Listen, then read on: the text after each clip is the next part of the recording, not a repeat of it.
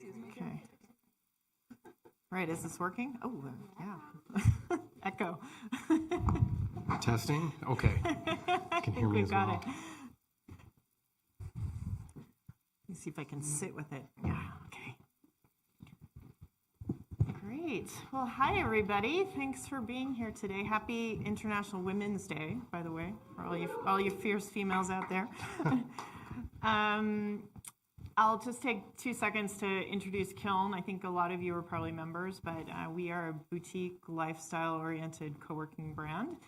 We're really about not just being a desk, but creating real community and networking opportunities and opportunities for our member companies to grow and support them as they do that.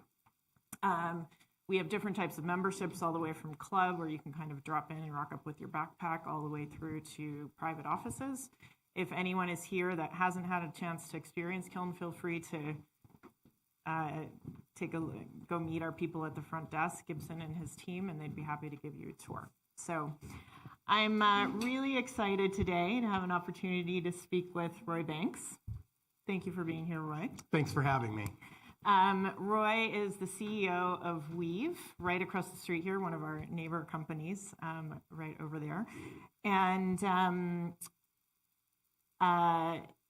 Weave is an all-in-one kind of communication, payments, analytics, engagement platform for communicating with your customers for small and medium businesses. Correct. Roy has been at Weave for about a year and a half and led them through their IPO this past fall. Yep. So I'm sure that has brought some changes to your life. So look forward to hearing a little bit about that. Roy was a real pioneer in the payment space, so in the digital payment space. So if you ever make payments online for e-commerce, you can thank Roy. He had a lot to do with that. So he helped launch some of that when he was the CEO of Authorize.net early in his career. He most recently served as the CEO partner at Tritium. And prior to that, he was president of the LoadPay business unit and a board member for TruckStop, where he helped their payment initiative grow into the leading payment solution for that industry. He also served previously as the CEO at Network Merchants and Open Edge Payments. And early in his career, served in the U.S. Navy, and he holds a bachelor's in business from Utah Valley University. So you've spent a lot of your career in Utah. That's right. Almost all of it. Great. Yeah. Excellent. So, Roy, I'd love to start with just talking a little bit about your journey. So you joined the tech industry from a little bit of a less traditional path, from the Navy and then getting your degree through the GI Bill. Yeah. And would love to hear about what brought you to tech and what that journey has looked like and culminated in coming to Weave. You bet. As strange as this may sound, I'm just going to answer the question after I make a statement. Absolutely. I am profoundly impacted by what's happening in the Ukraine. Having served in the United States Navy and having donned a uniform and taken an oath to defend the freedoms and liberties that we have as a country, I think sometimes that doesn't resonate or ring home with us until we see nations that are under oppression, like our friends in the Ukraine are under oppression. And it just, I'm inspired by the Ukrainians and their desire for peace and to be a sovereign nation. And it just reminds me about how blessed we are to live here in the United States of America. And we have, men and women and people of all walks and types that are willing to stand up and defend our nations and our freedom. So I just wanted to say that because it means a lot to me. I've had an incredible journey. I feel like the things that I've been able to achieve in my career are less about me and more about what other people have done for me. When I was I joined the United States Navy because I was trying to put myself through college. I was married. We had a child that was sick, and I couldn't afford to work and go to school at the same time and nurture a family. So I joined the service, and with the idea that I would be able to provide a means to support my family, serve my nation, or my country, and then also earn the GI Bill. For $100 a month for 12 months, you earned at the end of your enlistment the opportunity to have your college paid for. And I thought, wow, that's awesome. So I did that. And what I chose to do in the United States Navy was I wanted to be a software engineer. So I got my training as a software engineer, moved to Utah immediately after I got out at my enlistment with the Navy was completed, and joined some old, I'm 55, so I joined some old dinosaur companies called WordPerfect and Novell back in the day, where I worked in research and development and the international group, and that's how I got my start in the tech space. But I owe it to the Navy. It was a wonderful opportunity for me to get the education and even the experience that made me a valuable employee to a software company. So deeply indebted to and have much gratitude for the military and what it did for me. Great. And talk a little bit about your decision to come to Weave and why. Yeah. So honestly, this has been really hard for me because I have lived most of my career in Utah in anonymity. Most people don't know who I am, and I've been here since 1992. This is the 5th time I've been the CEO of a company. I've had 4 other companies that I've literally acquired and brought to Utah. Visa is here because Visa ended up buying one of my companies. Global Payments is here because Global Payments bought one of my companies. I think I'm responsible for probably about $3 billion worth of shareholder value that's been created from companies I brought to Utah, and thousands of jobs. And so I really proud of that work history, but never really sought opportunities to get on a stage like this and talk about who I am, what I've done, and didn't understand how important it was for me to do that. I was literally retired when I was contacted by Weave, one of the investors by Weave, who asked if I would be interested in competing for the job of CEO at Weave. So I retired literally when I was 50 years old, and I was retired for just a little over 3 years when I received that phone call. And here's what I failed at. I failed at a lot of things. The one thing I failed at was I thought you just made a lot of money and then you retired as soon as you got a lot of digits in your bank account, right? You don't? And yeah, no. You got to have a plan, and I didn't have a plan. I woke up every day, worked out for 2 or 3 hours, took a mid-morning nap, ate lunch, took an after-lunch nap, and then Netflixed and I don't know, did yard work. I did that, and I was incredibly bored. And I just found out that it was really important for me to be engaged in something industrious and meaningful. And with the opportunity to join Weave, I was intrigued by the opportunity to take the company public, which is something I've never done, and also to lead one of these tech unicorns here in Utah. And as you know, Weave has had a great reputation.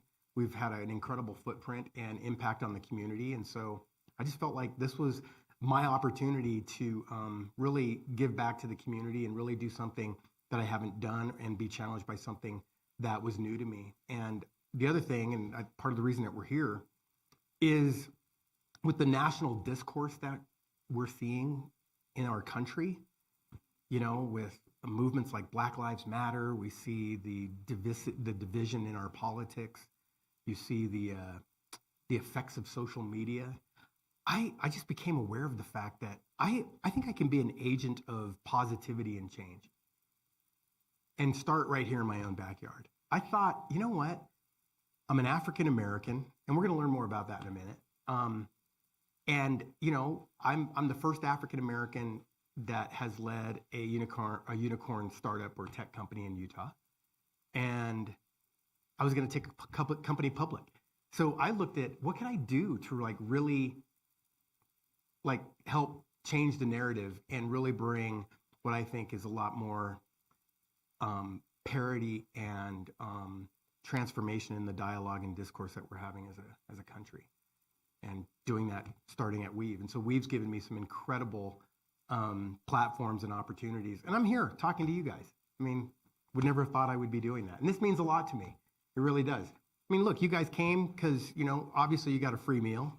That always helps, but honestly, you know what? It's you guys are taking an interest in me, and I want to share what I think is inspiring and motivating with you. So I hope you can pay it forward to the people that you influence. So that's why I came to Weave. Amazing. Love it. So you have been through multiple exits and acquisitions before, but this was the first time you took a company public. So let's talk a little bit about that before we get into some of the other topics. Yeah, so you bet. What was that like, first of all? And also, going public kind of changes some of, how you have to lead a business, right? Yeah. Instead of just thinking about your customers and your team and your investors, you're also thinking about a market and the analysts and how they're gonna interpret your results, et cetera, which sometimes leads to some interesting trade-offs between short and long-term thinking. So curious how that's been for you and how that's changed your work at Weave in the past months. Yeah. So with any company or anyone who starts a company, if you have a lifestyle business and it's just a business that you're just going to milk to survive and earn a great living for your family, that's fine. But there's also this other side of capitalism, and it's this idea that you're building an entity of value that you hopefully one day will be able to monetize for financial gain, right? And when you build a company, you have a couple of options to exit. You can sell to a strategic company, and they buy your company and they swallow it up like Google and Oracle and all the big companies do, or you can sell to a financial sponsor, like a private equity firm. And I've done those two things. The other one is to take a company public. And there's probably beyond the scope of this discussion, there's all these different trade-offs and advantages and benefits and disadvantages and challenges with doing those. But we decided that the best path for our shareholders was to take Weave public through an IPO, an initial public offering. And we commenced that process back in the spring of last year. And we decided to choose the New York Stock Exchange. It could have been the NASDAQ or the New York Stock Exchange. It doesn't matter. They actually compete for your listing, by the way. It's a pretty interesting process. I didn't realize that.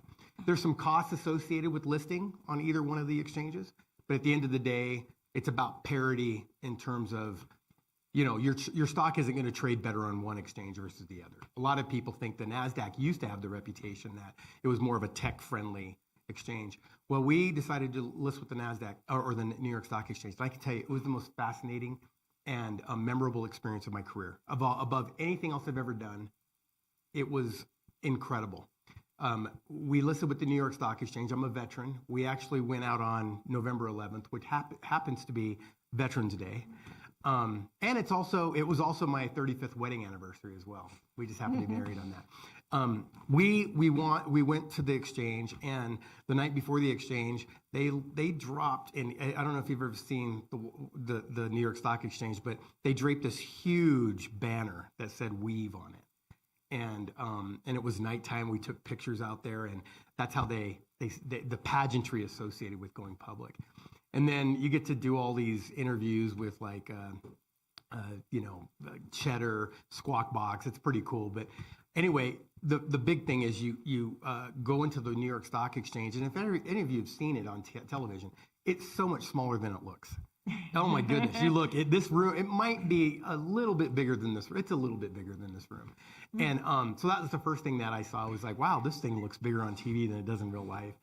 And then you stand on the balcony, and if you've ever seen, you ring the opening bell for the trading day, and it's a button that you push. They used to have a mallet that you ding, ding, ding the bell, but now you hold a button, and there's a lady behind, there was a woman who worked there that had her hand in the square of my back, and she was putting pressure on my back, and as long as there was pressure applied, I hold the button in, and then when the pressure's gone, you let off the button, right? And it was just really amazing because I am standing in the iconic assembly of capitalism in the world, the New York Stock Exchange. I'm thinking, oh my goodness. You guys don't know, I'm from Great Falls, Montana. My dad was in the Air Force and retired there. I never thought that someone who looked like me, someone who grew up like me, would end up in New York City on the New York Stock Exchange ringing the bell, yet alone as the first African American to take a company public out of out of Utah, and a veteran on my anniversary. Yeah, it's pretty cool. Yeah, so yeah, never thought, but it just shows that, our effort needs to be sometimes bigger than our ambitions, because man, we can do incredible things. We can do incredible things, and I don't know what my path was, other than hard work and just good decisions, but incredible opportunity. Now, real quick, running a company as a public company sucks. I'm going to tell you that right now. We're getting hammered. It's the old adage, all ships rise with the tide, while they lower with the tide. I am so. It's frustrating because no matter how you perform as an individual company, you're still at the whims of what happens on a macroeconomic basis. If you look at the geopolitical tensions that we're dealing with in Ukraine, you look at inflation, you look at the crazy employment market that we have here, the big quit, the great resignation, all of that. It's difficult to compete in it, and the market can be very unforgiving. But at the end of the day, here's what you need to know about the stock market, and this is one of the most prevailing thoughts that I think all of you should remember. The stock market is irrational in the short term, but rational over the long term. It just is. And so if you get caught up in the short-term dynamics of the stock market, you better not go public, and you better not be an investor in the public marketplace, because it's brutal. But over the long term, it is one of the most financially sensible investment assets that you can invest in. So. And how has it changed how you have to manage the company? Well, everything that we do is, it's the difference between, think of it like a play, like a Broadway show, right? When there's a set change, they pull the drapes closed, right? And you do that behind the drapes. As a public market, there are no drapes. Everything you do is front and center. So if you make a change to management, you make a change like we did to our sales model, you provide a change to your forecast, that's all done in the public marketplace. So there's just a different level of accountability and reportability. And because of that, you have to be much more precise and much more transparent in how you operate as a company. Because the difference is, if you violate SEC rules, they put silver bracelets on your wrists and you go to jail. And not that people in private companies are nefarious or untrustworthy. You just have to learn how to operate in the open. And that can be very challenging for a lot of people who enjoy the confines of a private company. And so I would think that's the biggest difference for us is I have to give, like we just had an earnings call last week, I had to give our guidance for Q1. We're reporting later in the quarter than most companies. I had to speak to our performance in Q4, but I also had to give full year guidance for 2022. And my stock is already being measured by that yardstick and how we perform against it. And so it's a very environment, because if anything happens, I don't have an excuse. I have to just deal with it. So I think just dealing with the realities of the public market can sometimes be a very challenging thing. So it really requires that we're more precise in the way we invest, run our company, and quite frankly, how we report on what we're doing as a company. Okay, great. So you're a company that you talk a lot about putting people first. And I would presume that means putting your teams internally first, but also you're working with an enormous amount of small businesses where you really need to deeply understand what they do. And all of those businesses have been through a really rough period now during the pandemic.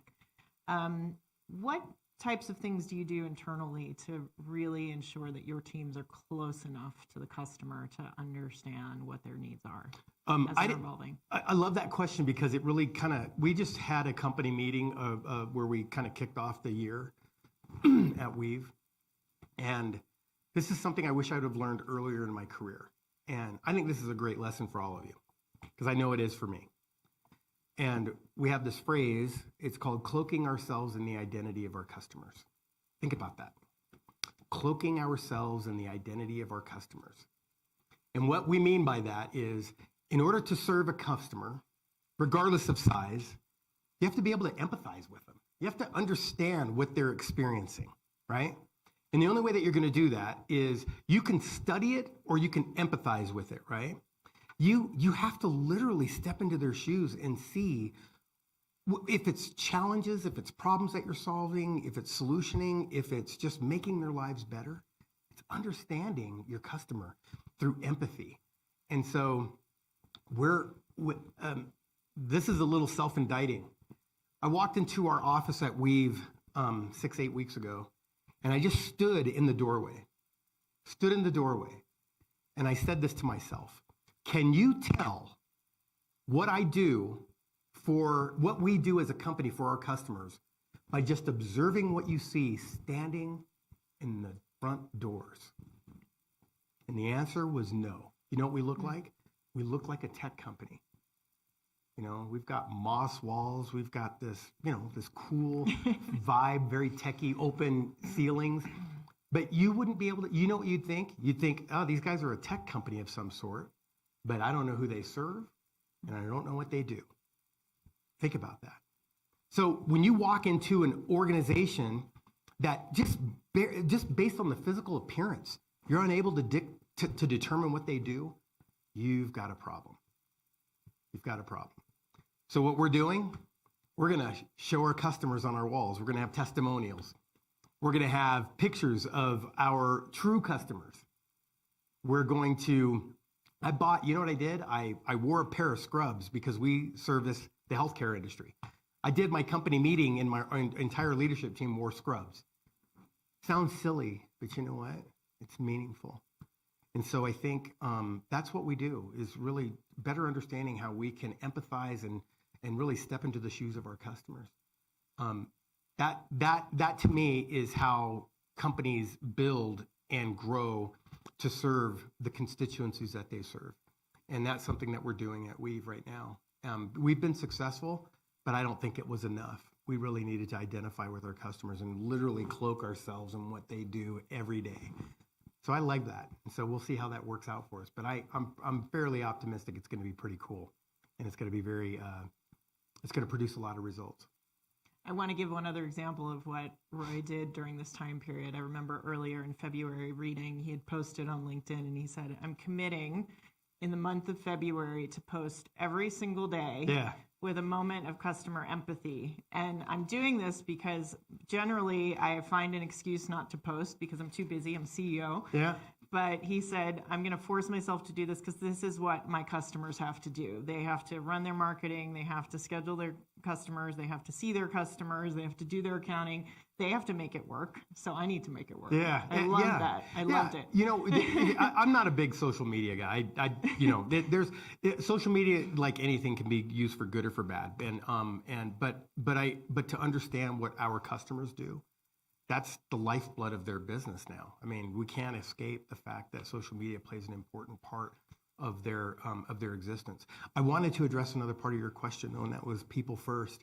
One of the first ways I was introduced to Weave was People Not Employees, the billboard that you guys probably all saw on I-15 at some point in time if you've driven up and down this corridor. I don't know that the term employees is offensive. I don't believe that at all. But I do believe that employees are people. And if we can remember, an employee is almost like a fungible resource, right? It's like somebody quits, you just hire somebody else, right? You get somebody else to backfill.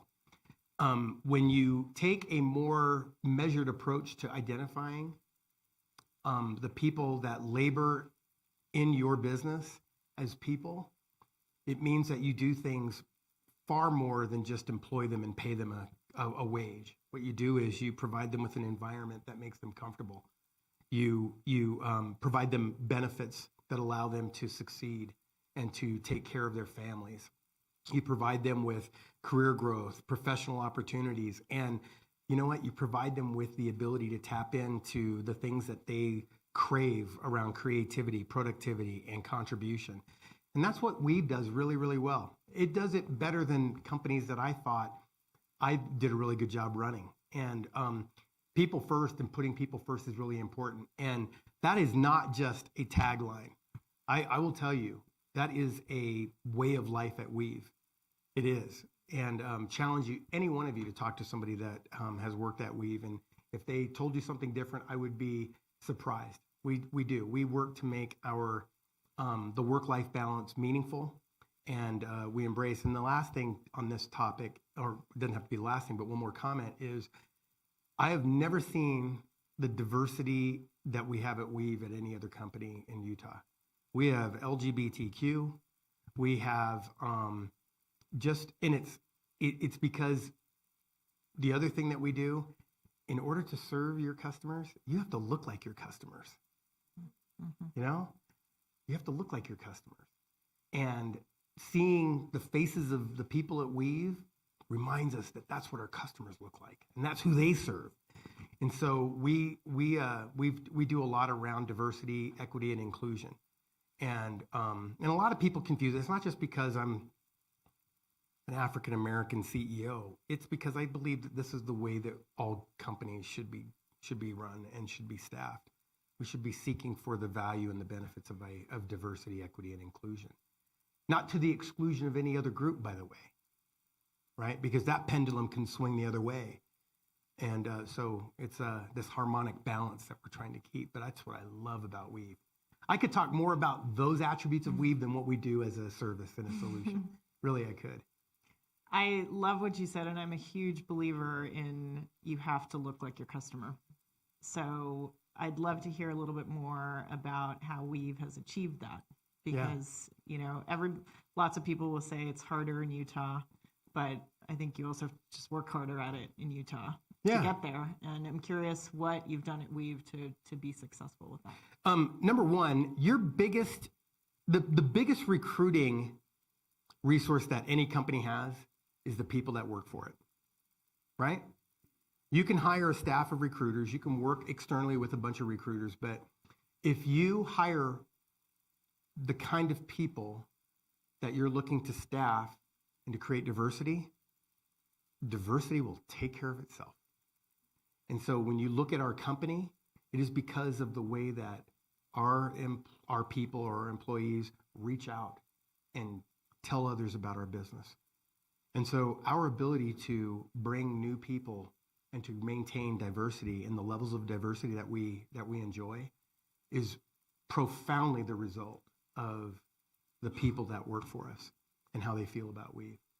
And so we have a bunch of Slack groups. We have a bunch of programs around women in tech, Latinos, African Americans, Blacks, whatever you want to say. We do a lot to really cultivate and nurture those groups, because we believe that diversity. I was in New York. I want to read this to you. Oh, I don't have my phone. If I can get this. There's a quote. Me and my wife were in New York in December, and we were at a park, and there's a quote from John F. Kennedy, and it said something to this effect. I'm not going to get it perfectly. It says, "Immigrants everywhere have made this country great. Immigrants everywhere, from everywhere, have made this country great," I think is what it says. And I took a picture of it because I was so profoundly touched by it. Because if you think about it, it's this collection, it's this Ellis Island of diversity that has made our country so resilient, so great, so innovative, so advanced, so the iconic example of what this melting pot can be in terms of strength and unity, and I love that. And so anyway, I think that whether we're immigrants, whether we look different because of race, religion, gender orientation, how you want to be, what's your pronoun, man, it's a beautiful hodgepodge and cornucopia of just diversity that I love. And we are the benefactors of it at Weave. We see it firsthand. Let me just tell you this. I was standing in the foyer. Every day I do about 30 minutes of duty, is what I call it, in the foyer of our receptionist, in the foyer of our company. And I just love to meet all the people that work for me, because I have close to 900 employees, so I don't get to see everybody every day. And then we're constantly hiring new people. Anyway, there was an individual walking into the building, and I wanted to say hi, and I could see this individual, what looked like a woman, and she came up, and I introduced myself, and her name was, well, I won't tell her her name. She had an androgynous name, let me put it that way.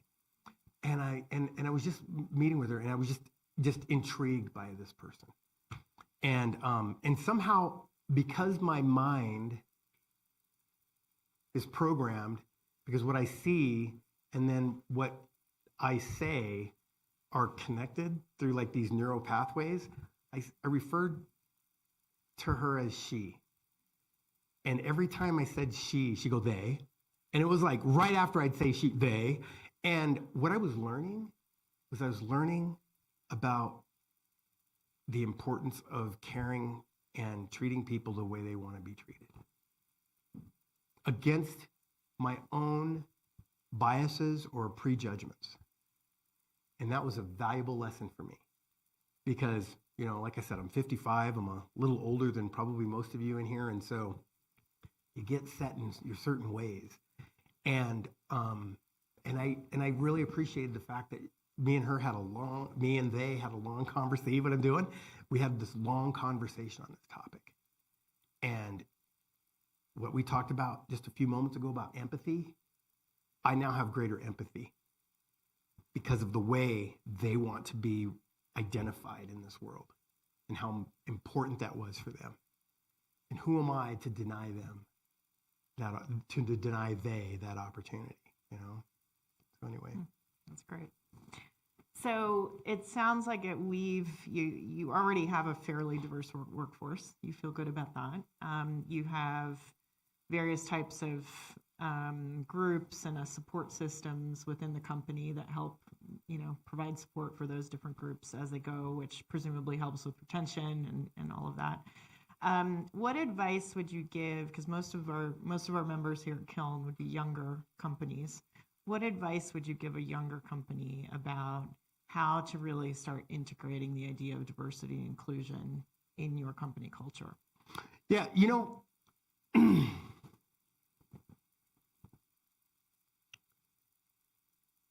without sounding old, what's beautiful about like the younger generation, you guys aren't as fixated on race or division as us older generations are. You just aren't. I believe there's a greater sense of fairness and equity and appreciation for diversity now than there ever has been since I've been alive.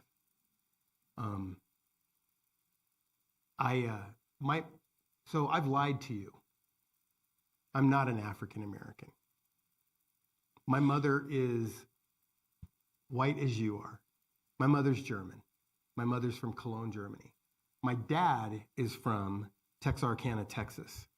My dad joined the Air Force while he was drafted into the service and was stationed in Germany where he met my mother. So I always tell people I'm German chocolate. Right? But think about that for a moment. I grew up with a white mother. And I stand here before you today and I refer to myself as an African American. I never knew my mom was white or my dad was black until I had friends come home and tell me or ask me, "Hey, Roy, why is your mom white?" I never knew that my mom was white. Society told me. Think about that. Society told me that my mother wasn't just my mother, but she was my white mother and my dad was my black dad. And so when that started to happen, all of a sudden, I stopped bringing friends home. I wouldn't bring my black friends home because I was scared that they would not be my friend because I had a white mom. I lived in Jacksonville, Arkansas, back in like 1979 or 78, I can't remember, about that time. And I remember when I went to about a 90% black school. And I remember when certain classmates found out I had a white mom, they stopped talking to me. I told my mom, no, please don't go to PTA meetings. Let's keep this a secret. I was almost like ashamed of my mother. Think about that. That's the environment I grew up in. My dad and my mom got married in 1960. I want you guys to hear something. The miscegenation laws, in other words, the interracial marriage laws, it was illegal in I think many states to be interracially married until 1967. The Loving versus, what was it? Virginia, thank you. Loving versus Virginia. That's when interracial marriage or miscegenation laws were done away with. My mom and dad, whenever they traveled in the South, my mom would hide underneath of a blanket in the back of the car going to my dad's parents' house because they didn't want to be lynched. I'm serious. That, and again, I don't want to act like I'm a civil rights evangelist here because I was a young child during that era. But my advice to you is that this generation is so much more accepting. And I think you are now facing not racial challenges, but gender challenges, orientation challenges. And I would ask you to do this.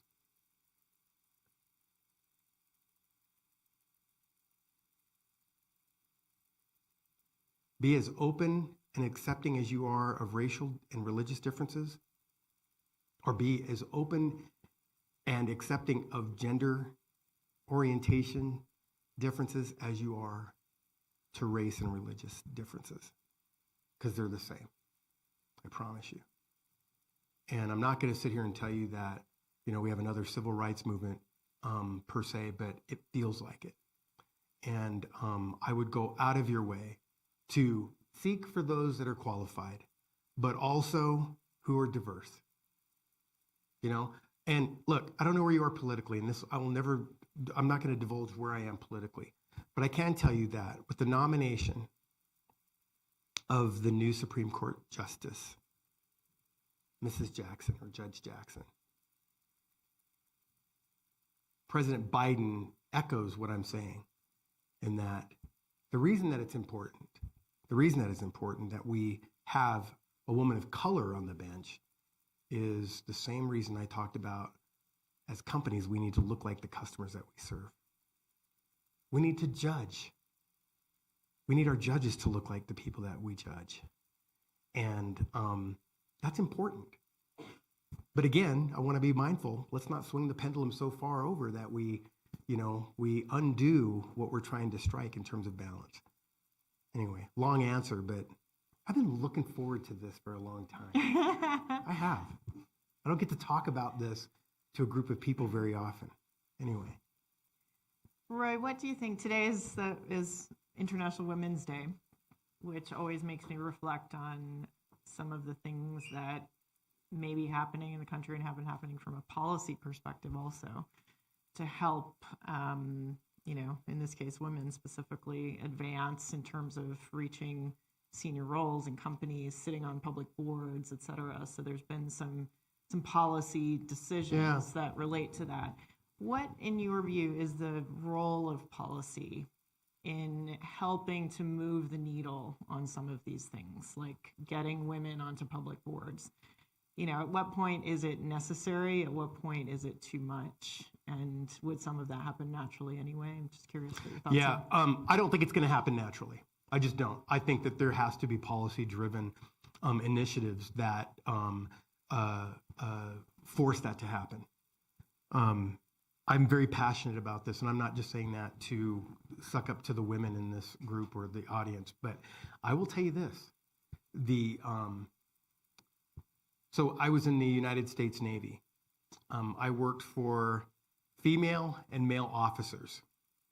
I will tell you, hands down, female officers rock in the Navy. I'm going to tell you why. Mm-hmm. So I had the fortune of having a female officer who mentored me. And I asked her, I said, what's hard about being a female officer in the military? Her answer shocked me. She said this: She said, I have to work twice as hard as my male counterparts. Twice as hard for the same amount of pay and the same amount of respect. I am not taken seriously when I show up. I was like, wow. I have to know the rules and regulations of the Uniform Code of Military Justice far better than my male counterparts. That has never left me. And I, not to embarrass her, but Lindsay right here, one of the most dynamic, self-driven women entrepreneurs I've ever met. Seriously, you guys should get to know her. She is inspiring and, quite frankly, is somebody who is an inspiration to young women everywhere. And not only that, but she's overcome so much adversity and challenge in her life and still has been an amazing and outstanding doer and accomplisher that exceeds that of men and that are her contemporaries. Yeah. And we absolutely need to make like I said, a policy-driven effort to do this. I can tell you that on the New York Stock Exchange, on the NASDAQ, they are now requiring their boards to be constituted with females because they realize that it's important, not because of appearances, but because of the quality of contributions that they make to public governance for companies. And I have had the pleasure of working with some amazing and outstanding women, but there's not enough of them. And what we need to do a better job of is we need to, so it sounds like a departure, but I promise I'm bring this back. I was never told as a child that I could be a CEO. My whole thing was I was going to play college football and then I was going to try to get to the NFL, right? Or I was going to be an entertainer, right? Unfortunately, in the Black community, that's sometimes that's the aspirations that a lot of African-American kids have, right? I'm going to be a rap star, or I'm going to play ball. Nobody told me I could be a CEO. Nobody told me I could own my own business. Nobody told me that I could go to school and get an education. Frederick Douglass said that if you want to get truly emancipated, get an education. Education is the true emancipator for everyone, not just slaves, right? Never was I told. Well, we don't tell our young women the same thing. We need to be more energetic and expose young women to the idea that they can be in the boardroom as well as in the C-suite. And that needs to happen. And so, yeah, and I think it starts with each one of us here. And so I'd love to see, and I'd love this day because it reminds me, and there are some wonderful people here. I don't know if you guys know Trina Limpert. Anybody know Trina Limpert? Trina is awesome. She's another woman that was a divorced mother of two, went and got her MBA from the University of Utah, is now one of the leaders in women's tech here in the Valley. Love Trina. Need more of that. Great. One more question, and then I want to open it up to everyone else's questions. But in Utah, Roy, I loved what you said at the beginning, and you said part of why you came to Weave was because you wanted to be an example. So what do we need to, as leaders here, what do we need to be thinking about to move the needle in Utah? Yeah, I moved here in 1992. Last fall, there was the Living Color Gala. Anybody attend that by chance? That's where you can start. Mm-hmm. There's the Living Color Gala. The Living Color Gala took place at the Grand America, and it was a celebration of women, minorities, and women and minorities that have accomplished great things in business in the Utah area. We were one of the sponsors there. And throughout the evening, there's awards given to recognize all of these incredible people that happen to be women, minorities, and immigrants. So a woman from Afghanistan, the Black clinicians who focus on mental health care, which is a huge stigma in the Black community. That's all they do. And so what was amazing was I have been in Utah since 1992, and I've never stood in a venue that was packed to the gills with that many people celebrating the successes of these people. And it became very clear to me that when there is deliberate effort made to populate your workforces with people of diversity, they can do amazing and wonderful things. And so we have the ability now, more than ever, to attract talent to Utah. I think in any given month, 1,200 to 1,600 new people are moving to Utah every month. It's why we can't find a house to buy, right? But it is incredible the amount of talent that we're importing here. We are responsible for importing that talent and attracting them and finding them because they're out there. They are out there. And so I remember, real quickly, when I worked at WordPerfect. I cannot remember the VP of HR's name, but we used to do sensitivity training there. And I remember asking the VP of HR, can I ask how many WordPerfect had about 5,000 employees. How many minorities do you have here? She told me there were about 3 to 4 out of 5,000 people. 3 to 4. Wow. And then I'm thinking, oh man, you guys must be like racist, or like, what are you guys doing? Why? What? And you know what she told me? And I've never forgotten this. She goes, if you look at the number of applicants, we don't get applicants. I'm like, She goes, Roy, it's hard to recruit to Utah. At that time, most of the employees were here locally in Orem.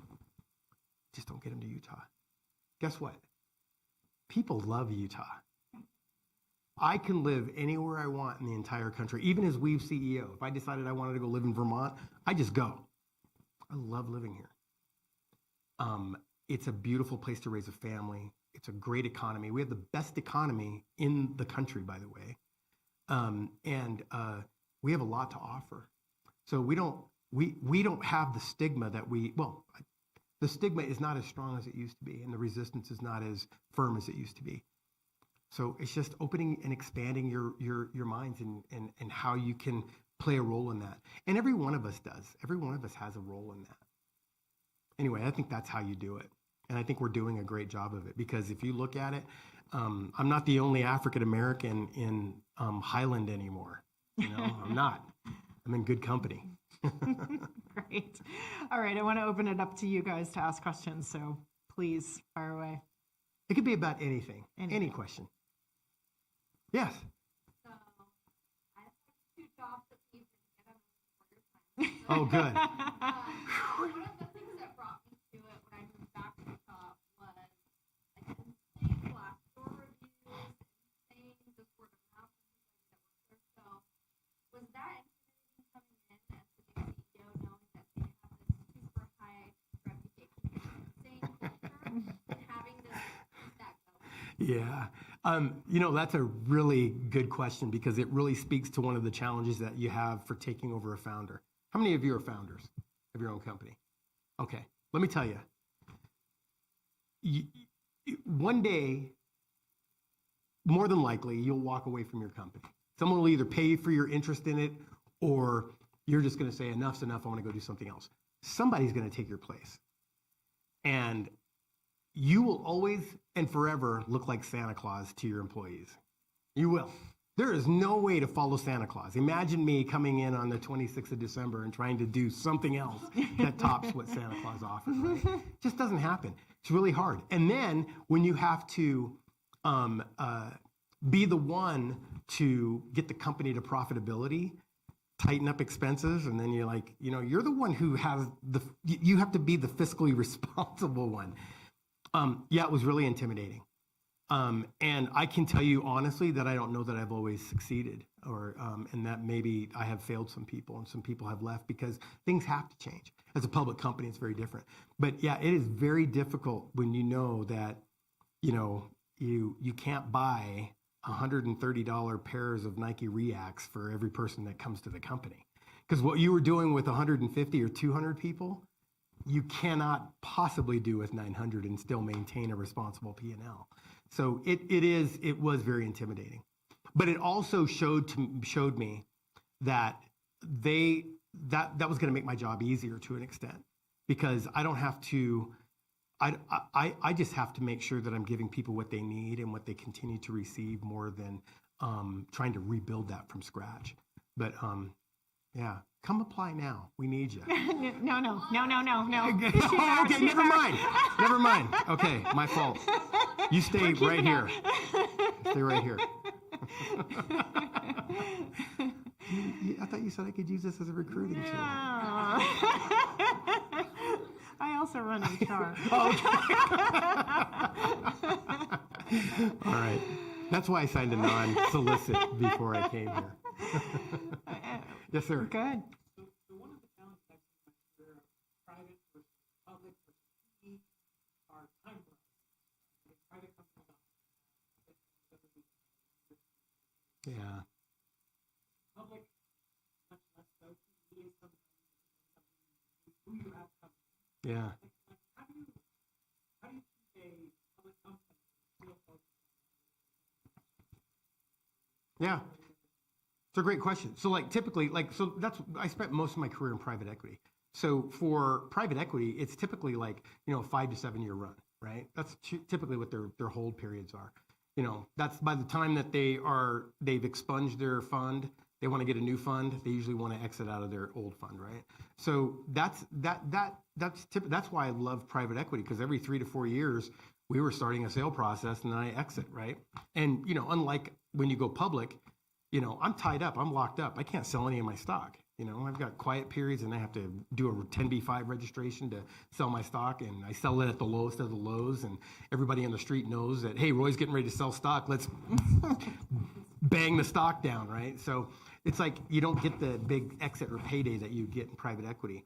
And then right, so I would tell you that in a public market, you're in 90-day targets. It's every 90 days. I have to get stuff done in 90 days, where in a private company environment, you could take 2 years.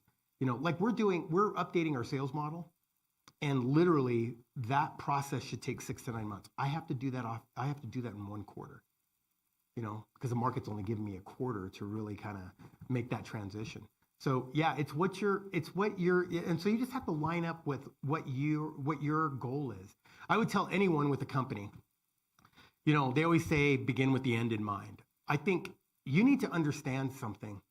You need to know what your endpoint is and work to that endpoint. It's like navigation on a GPS. Just don't navigate and just drive all over the world, right? Have an endpoint and then build a plan that gets you to that point, because that endpoint becomes the beginning point for another journey, right? But if you don't have that, and keep in mind, I have prospected hundreds of business for acquisition. And I see the mistakes, and it's not because I'm smart. I'm not. I'm just Captain Obvious. I just learned from what I see. And I can tell you that's what I love about coming here. I just walked the floor before we came here, and you get to see the incubation of all this incredible entrepreneurialism. It's the most fascinating energy. It's the most endearing energy. And this is where the future business leaders, the future companies that change the world, make this place a better place, just create some amazing technology. I'm a tech guy. I'm an engineer, so I'm fascinated by this. But I have to ask myself, if I walked the floor and I met with every one of these companies, what their endpoint is. And I would be able to tell you what their success rate, just by them being able to define where they're going to be in a certain amount of time. But that's the challenge. Do you do it in a private equity environment, a private company, or a public company? And it's not for everyone. And that's the other thing. Going public's not for everyone. No, being private is not for everyone. You have to figure that out. You really do. Any other questions? Yeah.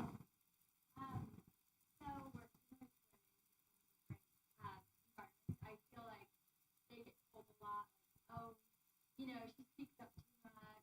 She is challenging the company. Like, how have you seen women find success in like higher up roles through, I guess, like kind of like breaking that barrier and challenging without feeling like they're being too much? Because I feel like that's a lot of like I'll do that primarily men. Like, they're in higher up positions, and you just feel like you really can't like break through without feeling like you're a problem. So I'm wondering how you found you've seen like successful women in I guess your job. I will tell you that you shouldn't feel. It's an interesting question because it just came up with some women that I work with. It really did. I have seen men be very dismissive and very almost denigrating towards women that speak up. I'll tell you from my experience, it's the more assertive ones are the ones who are successful. You got to women have to be thick-skinned to compete in a male-dominated world. Yeah. And I don't know what it is, and I don't want to make all these generalities, but I'm just telling you based on observation. Boy, the more assertive you are, women, and I go back to my Navy days, the female officers, you could get away with stuff with a male officer all day long, not a female officer. Couldn't. Yeah, I just think, you know what? You got to be able to take it. But I would not acquiesce to a male. I would never acquiesce to a male. Never. And if they take that perspective with you, you know what? That's going to be their problem more than your problem. I can tell you right now, it won't stop you from rising. It won't. But there is a little bit of I think, an inhibition, because there's this concern that you're going to be typecast, you're going to be viewed as this, prima donna.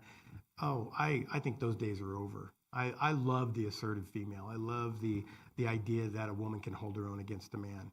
And so I'll tell you, I think that's probably more myth than fact for me. So just give it to us. Just give it to us. Somebody else had a question over here? Zach, you had a question? Yeah, I was curious what lessons you learned in the military. Yeah.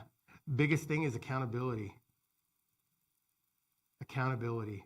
That word seems so elusive and it seems so trite, but accountability. When you're on a ship, like I remember an aircraft carrier, depending on the class of carrier, you've got anywhere between 3,500 and 5,000 sailors. If you look at what a pilot is responsible for when they fly an F-18, you're talking about a multi-billion-dollar aircraft. The decisions that you make in the military involve lives and expensive equipment. Lives are more important. But accountability is probably the biggest thing. The other thing is process and order. The idea that you have repeatable processes that have an exact order, that are very well defined. In the Navy in particular, I couldn't speak for any other one, they have what they call PQS charts. I don't even remember what it stands for.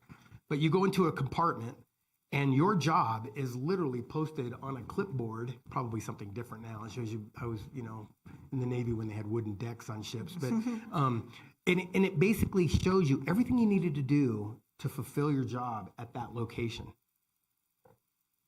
Because if a sailor died, another one had to step in and take over.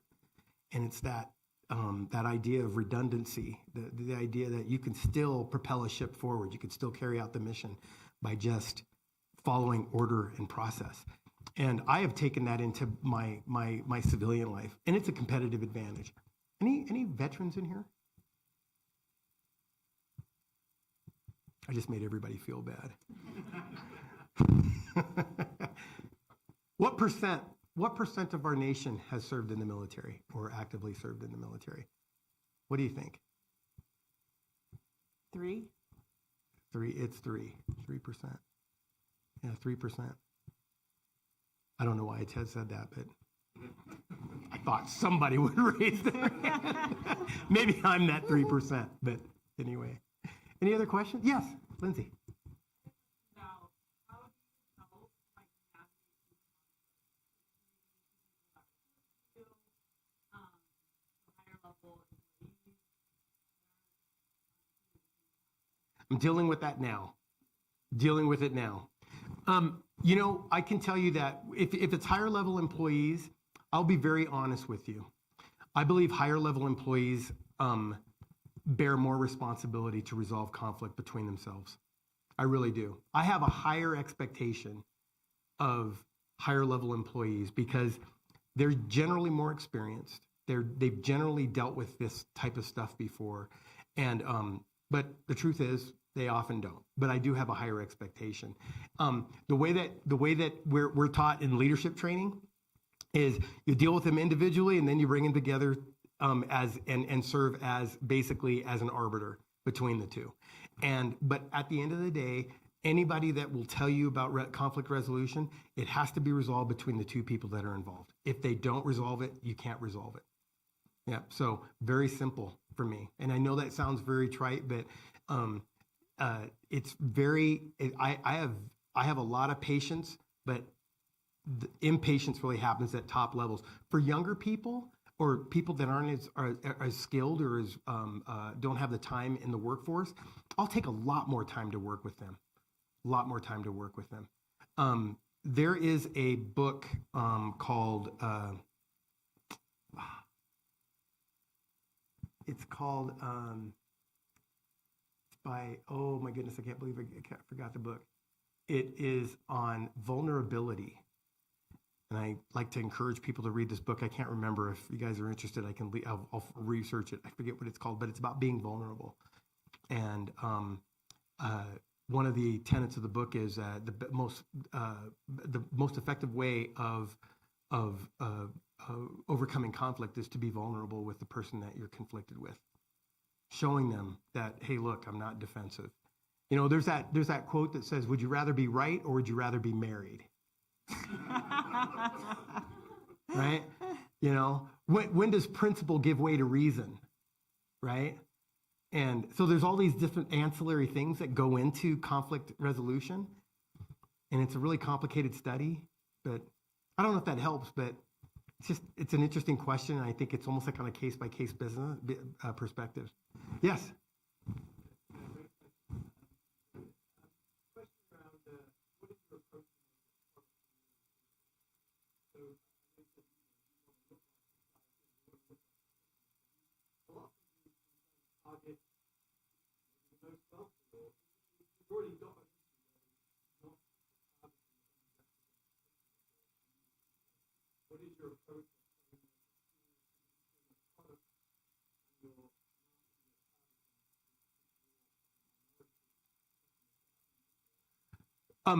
So that's a great question because we deal with the challenges of demography all the time, right? And it's important that not only do we have perfect product market fit, but we have demographic market fit, which a lot of people don't understand. It's a really powerful question. It really is. And so when you look at demographic market fit, what we're doing is we believe that in the markets that we serve, that there is an absolute inclusion of we service healthcare professionals that are trained, certified, educated, and continue to receive professional education, right? And so if you look at our marketing literature, the demographic profiles that we alternate, we have women, we have minorities, and we have whites. We have people from different countries in our marketing literature. And so the presentation of how we suggest or imply the demographic market fit is an important part of how we make sure that we cater to all segments of that population. And because the pricing of our product is not based on demographic, it isn't. It's the way that we advertise and the way that we go to market with it from a messaging perspective. And that's an important, so I think everybody in here probably knew the phrase product market fit, but I would venture to say that demographic market fit is probably a new term, one that needs to be really highlighted and promoted more as a go-to-market strategy. It really does. If you look at it, we're subject to it all the time. You watch an NBA basketball game on television. You're going to see McDonald's commercials that feature African Americans. You just are. That's a demographic and a psychographic intent by the ad agencies because they know their audience. They know who they're selling to, right? And so just by virtue of that, that is something that we all need to really do more to understand. And so I really like the question because we're really focused on that demographic market fit. Great question. Where are you from, sir? London, okay. I have bought a company in Bristol. And so I'd land in Heathrow and then drive across the island to Bristol. Love it. Okay, we'll take a couple more quick questions and then we probably need to wind down. Over here? Over there? Yeah, so thinking back, when you were learning to be a CEO and what's some advice that you gave yourself now that you were before? And how can someone who's trying to be a CEO and get this sort of emerging situation, where do they find coaches? How can they get some? Oh, great question. If I could go back and talk, remember in Shawshank Redemption when Morgan Freeman, I don't remember Red was up for parole, and he says, if I could just talk to that stupid kid when I was, oh, I was stupid. I would tell you that if I could go back, the biggest thing I would tell myself is to this is going to sound maybe almost academic, to understand financial statements. I will tell you that right now. I'm not an accountant. I'm not a finance person, but I believe I'm a financial engineer. I want you guys to think about this. We have chemical engineers, robotic engineers, we have software engineers, we've got mechanical engineers, we've got all these engineers. The one engineer that we don't have is a financial engineer, because your job as a CEO is you are a financial engineer. You are trying to engineer value in a company. And that's why I've been successful in my career, because I finally learned what financial engineering is about. I never knew that a non-profitable company could be more valuable than a profitable company. That doesn't make sense, does it? Right? Does anybody know how much money Uber loses a year? A lot. A lot. And look how valuable it is, right? So I would tell you, understand financial statements, P&L, cash flow, balance sheet, and understand how transactions flow through geographically through those elements. Understand EBITDA, understand leverage, understand all that. Understand what a good gross margin is. Understand how it compares to the sectors of the industry that you participate in and your contemporaries. Your question about what was your other question about CEO? Well, it's about because my Oh. partner, Yeah. he could benefit from someone like you. Yeah. So where does someone like that go? Okay. So. Be here today. Oh, you know what? And this sounds like something anybody up here would say. Reach out to me, because I'll tell you the answer to your question is this. The only way this changes is if people like me make themselves available. And here's the shame of my career. The shame of my career. I was so focused on capitalism. I was so focused on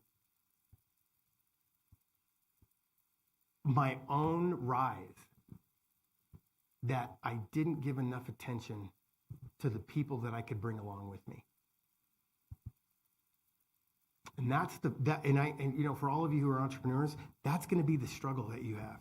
You don't understand that the work you're doing now is so inspiring, so motivating, but what you have and what you've already done is so valuable as mentors to mentees, to people who want to be you. And that is why I came out of retirement. It's exactly why I came out of retirement. It's exactly why I came here today. This is not the first time I've done this in the year and a half I've been back at work. And what I'm finding is I'm really probably, honestly, my time at Weave will come to its natural course. I think I found the next stage of my life, and that is to be a mentor to those that perhaps are unaware of what they can be and don't have access to people like me. And I am the benefactor of people who took an interest in me. I had a board spend $150,000 on CEO coaching for me. I'm like, who does that? And what did they see in me that made me worthy of that investment? You know? But that's what we need to do. We need to look at how we can cultivate those seeds of the next generation of business leaders. And so thank you for that. That's probably a great way. And we had one more question over there, and then we'll have to wind down. Nice to meet you.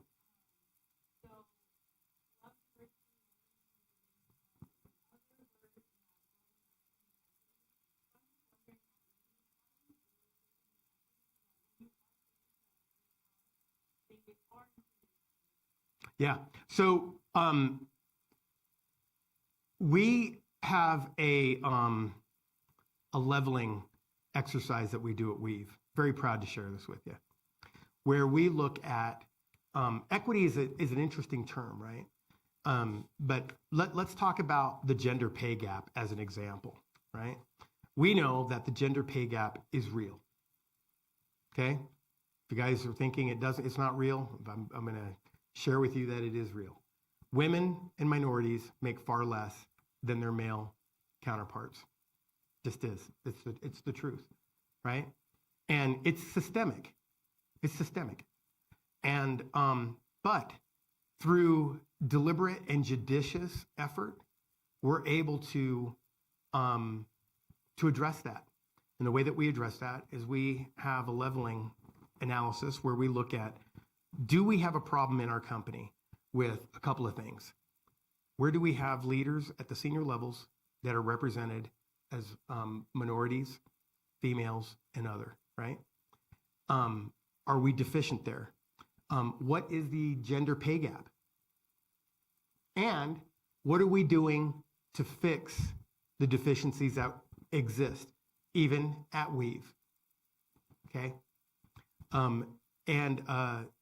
So unless you recognize and make an effort, I have a chief people officer, Angela Balfour, who is amazing.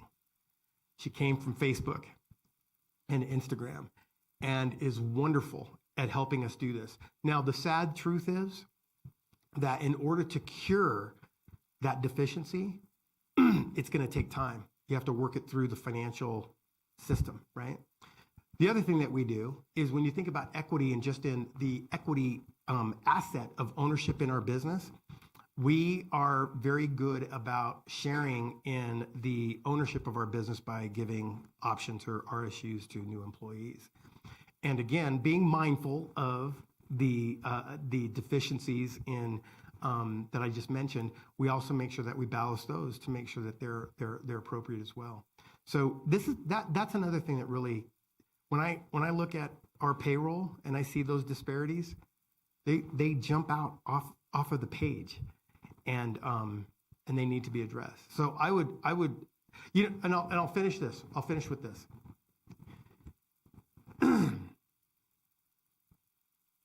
This is going to sound self-deprecating, but it's meant to be otherwise. My mother was German. My mother taught herself English. And when she came to the States, my mom's parents are Holocaust survivors. And when she came to the States, she became aware of the realism of racism. And what she heard and what she saw in our society was she saw the way that people talked. And my mother said, Roy, we'll never be able to send you to college, but the one thing you can do is learn how to speak. Do not let people know who you are by the way you speak, okay? And so I used to read the dictionary every night. I used to have to read the dictionary, and I used to have to read I had to memorize at least 2 to 3 connotations of a term in the dictionary every night. and then I'd have to go repeat it to my mother. The idea is I had to understand the derivation of the term. Was it Latin-based? I had to understand its pronunciation. I had to understand all the different connotations and definitions of the term. And the idea is that I didn't want, if I was on the phone with someone, they could not determine my race. So it's probably why I sound like Urkel when I talk. Okay? It's because no, seriously. But here's the thing. I want to challenge all of you. You know what? Don't do a video interview. Don't do a video interview. Don't put your face on a resume.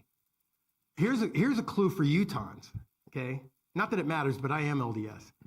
Don't put your middle initial in your on your resume. You know, don't do it. Have people evaluate you on the sheer merits of who you are. Not what you look like, not what you sound like, not what you believe. Show them that you're the best and most qualified person based on the merits of who you are, right?